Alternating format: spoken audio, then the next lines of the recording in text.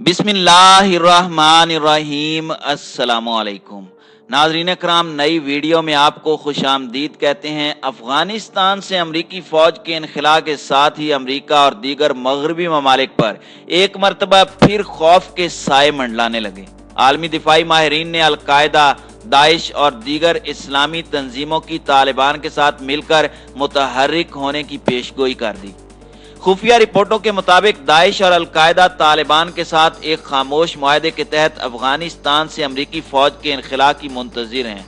अमरीकी इनखला के साथ ही ये गिरोह अपनी तैयार करदा प्लानिंग के तहत 9/11 जैसे किसी बड़े हदफ के लिए किसी भी मगरबी मुल्क पर हमला आवर हो सकते हैं। तालिबान की बढ़ती ताकत दरअसल इन गिरोहों को तकवीयत बख्श रही है और दोहा मुआहदे के तहत तालिबान पर यह यकीन करना कि वह इन गिरोहों को अफगानिस्तान में पनाह नहीं देगा, ये एक अहमकाना सोच होगी।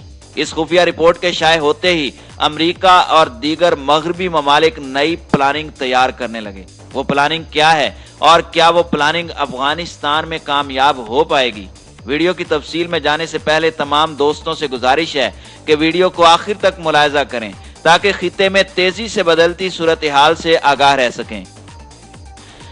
नाज़रीन कराम, अमरीका, बरतानिया और नेटो की अफवाज रवां साल गर्मियों में अफगानिस्तान से निकल रही हैं। तालिबान हर गुजरते दिन के साथ मजबूत से मजबूत तर होते चले जा रहे हैं और अलकायदा और नाम नेहाद दौलत इस्लामिया दाइश नामी तंजीम के हमले बढ़ते जा रहे हैं। अब जबकि मगरिब के फौजी वसाइल अफगानिस्तान में दस्तयाब नहीं होंगे तो दहशत गर्द अनासिर का अफगानिस्तान में सद्देबाब कैसे मुमकिन बनाया जाएगा? मगरबी खुफिया इदारों के अहलकारों को अब भी यकीन है कि ये शिद्दत पसंद गिरोह अफगानिस्तान में बैठकर मगरबी ममालिक में दहशत गर्दी की मंसूबा बंदी करने का इरादा रखते हैं, बिल्कुल उसी तरह जिस तरह उसामा बिन लादेन ने 11 सितंबर 2001 में किया था। अमरीकी सदर जो बाइडन की तरफ से अफगानिस्तान से फौजी इनखला मुकम्मल करने की ऐलान करदा 11 सितंबर की तारीख के करीब आने के साथ साथ बरतानवी पॉलिसी साजों की परेशानी बढ़ती जा रही है। बरतानवी चीफ ऑफ डिफेंस स्टाफ ने हाल ही में कहा था कि ये वो नतीजा तो नहीं है जिसकी हमें उम्मीद थी। अफगानिस्तान में सूरत हाल के गैर यकीनी करवट लेने से ये हकीकी खदशा पैदा हो गया है कि 20 बरस में दहशत गर्दी के खिलाफ भारी कीमत अदा करके जो हासिल किया गया था वो बिल्कुल बेकार चला जाएगा। नाज़रीन कराम, अमरीका और मगरबी ममालिक अफगानिस्तान को दहशतगर्द तंजीमों का गढ़ करार देते हैं। अमरीकी दिफाई तजियाकारों का ख्याल है कि दाइश और अलकायदा जैसे गिरोह तालिबान के साथ एक खामोश मुआहदे के तहत अफगानिस्तान में मौजूद हैं और वो तालिबान को सामने रखकर अपनी ताकत बढ़ा रहे हैं। अमरीकी इनखला के साथ ही तालिबान का पलड़ा अफगानिस्तान में भारी होगा और ऐन मुमकिन है कि अगली हुकूमत तालिबान की हो। दाइश और अलकायदा जैसी तंजीमें पसे पुश्त रहकर तालिबान के जरिए अपने वो मजमूम मकासद पूरे करेंगे जिसके लिए वो एक तवील अरसे से जिदोजहद कर रही हैं, और वो मजमूम मकासद अमरीका, इसराइल और मगरबी ममालिक को दहशत गर्दाना कार्रवाइयों का निशाना बनाना है।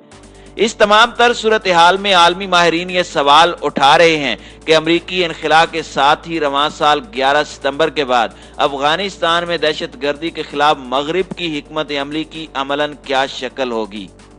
हमारे ख्याल में अमरीकी इनखला के साथ ही अफगानिस्तान में ड्रोन हमलों में इजाफा हो सकता है। ड्रोन, या अगर उन्हें उनके असल नाम से पुकारा जाए, रिमोट कंट्रोल के जरिए चलाए जाने वाले जहाज या बगैर पायलट के हवाई जहाजों के इस्तेमाल को साबिक सदर ओबामा के दौर में जब जो बाइडन नायब सदर थे तो बहुत तरजीह हासिल रही। अफगानिस्तान की सरहद से मुत्तसिल पाकिस्तान के दूर दराज कबायली इलाकों और यमन के वसी हिस्सों में जहां अलकायदा के सरकर्दा लोग छुपे हुए थे, तवातुर के साथ ड्रोन हमलों ने खुफिया इदारों के अहलकारों के मुताबिक उनकी कार्रवाइयों को मुंजमद कर दिया था। इन हमलों की वजह से कमांडरों को मुस्तकिल अपनी जगह बदलते रहना पड़ता था और वो किसी एक जगह 1 या 2 रातों से ज्यादा नहीं ठहर सकते थे। इससे उनके आपस में रवाबित रखना भी मुमकिन नहीं रहा था और हमेशा उन्हें इस बात का खौफ रहता था कि कब किसी मेहमान के रुखसत हो जाने के बाद एक दिन एक अनदेखे दुश्मन की तरफ से उन्हें हील फायर मिसाइल का निशाना बनाया जाएगा। लेकिन ड्रोन हमले हमेशा मुतनाज़िर रहे। ان کے استعمال سے ہمیشہ خطرہ رہا ہے، یقیناً چلانے والوں کے لیے نہیں جو ہزاروں میل دور کسی نویڈا یا لنکن شائر میں ایئر کنڈیشن شپنگ کنٹینروں میں بیٹھے ہوتے ہیں، بلکہ ان شہریوں کے لیے جو اہداف کے ارد گرد موجود ہوتے ہیں۔ ڈرون چلانے والے آپریٹروں کے کونسلرز یا سکرینوں پر موجود اس کے بہت واضح مناظر نظر آتے ہیں، لیکن پھر بھی یہ اندیشہ ہمیشہ اپنی جگہ موجود رہتا ہے کہ آخری لمحات میں کوئی عام شہری اس طرف نہ آ جائے، جیسا کہ شام اور عراق میں متعدد مرتبہ ہو چکا ہے۔ ایک سے زیادہ مرتبہ ایسا ہو چکا ہے کہ دولت اسلامیہ کے جلاد جو جہادی جونز کے نام سے مشہور تھا، امریکی فوج نے اس کا نشانہ باندھ لیا، لیکن آخری لمحے پر شہریوں کے قرب و جوار میں پائے جانے کی وجہ سے اس پر حملہ ترک کرنا پڑا۔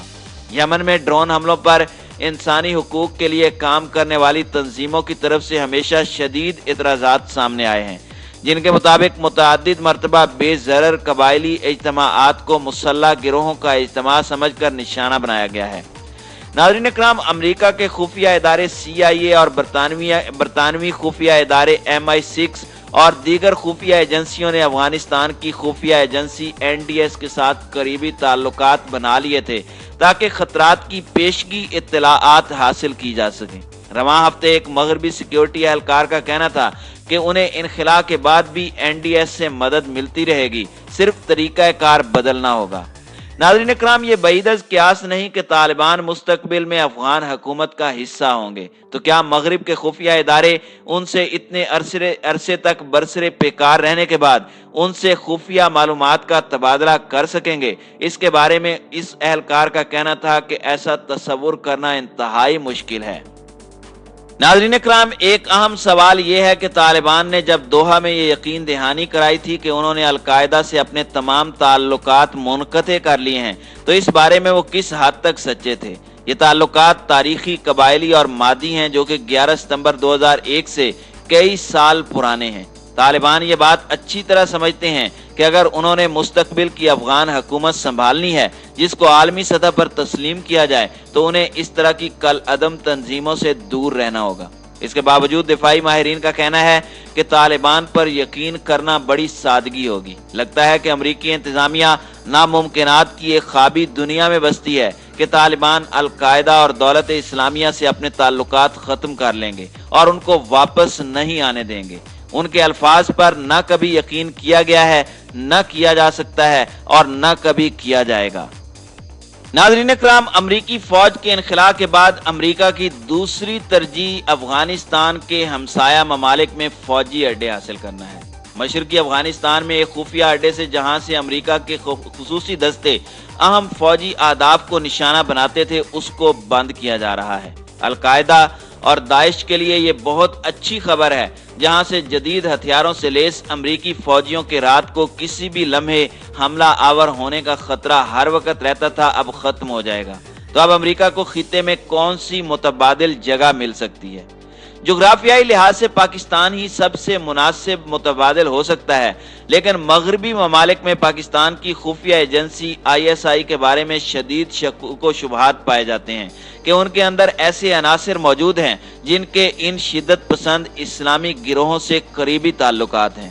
امریکی خفیہ ایجنسی نے مئی 2011 میں جب اسامہ بن لادن کو پکڑنے کے لیے آپریشن کیا تھا تو امریکہ نے پاکستان کو بتانا مناسب نہیں سمجھا اور اس کے نیوی سیل نے رات کی تاریکی میں اسٹیلتھ ہیلی کاپٹروں میں سوار ہو کر اس کی فضائی حدود کے سینکڑوں میل اندر جا کر کارروائی کی تھی۔ ان کو خدشہ تھا کہ بن لادن کو پیشگی اطلاع نہ دے دی جائے اور وہ وہاں سے فرار نہ ہو جائیں۔ ناظرین اکرام، پاکستان کی بجائے عمان ایک اور متبادل ہو سکتا ہے۔ مغرب نواز عمان کی مستحکم حکومت نے کئی غیر ملکی اڈوں کی اجازت امریکہ کو دے رکھی ہے۔ برطانیہ تومریات اور حال ہی میں بحیرہ عرب کے ساحلی علاقے دکم میں قائم کیے گئے بڑے اڈے استعمال کر رہا ہے۔ دکم افغانستان کی سرحد سے 1000 میل دور ہے اور کسی بھی ہوائی جہاز کو افغانستان تک پہنچنے کے لیے پھر بھی پاکستان کی فضائی حدود سے گزر کر جانا پڑے گا۔ بحرین ایک اور متبادل جگہ ہو سکتی ہے جہاں برطانیہ کا ایک چھوٹا اور امریکی بحریہ کے 5 بیڑے کا ایک بہت بڑا بحری اڈا قائم ہے۔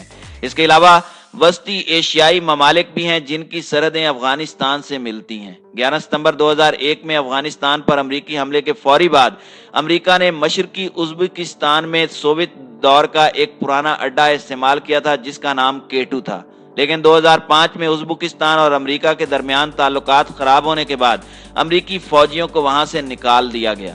اس اڈے پر دوبارہ امریکی فوجیوں کو مدعو کرنے کے باوجود بھیجنا ممکن نہیں ہوگا کیونکہ یہ اڈا تابکاری اور کیمیائی اجزاء سے آلودہ ہو چکا ہے۔ تاہم ناظرین کرام، تلخ حقیقت یہ ہے کہ القاعدہ اور دولت اسلامیہ یعنی داعش کو افغانستان کے دور دراز علاقوں میں روکنا بہت مشکل کام ہو جائے گا۔ افغانستان کی سرزمین پر فوجی وسائل کا دستیاب ہونا اور ان کو ضرورت پڑنے پر فوری طور پر استعمال میں لانے کا کوئی متبادل نہیں ہو سکتا۔ اب اس کا انحصار افغان حکومت پر ہوگا کہ وہ کس حد تک ان کالعدم تنظیموں کو روکنے کے لیے سنجیدگی کا مظاہرہ کرتی ہے۔